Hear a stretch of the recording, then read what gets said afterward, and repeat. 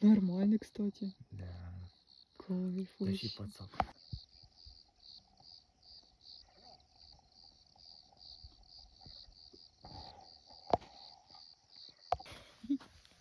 Что?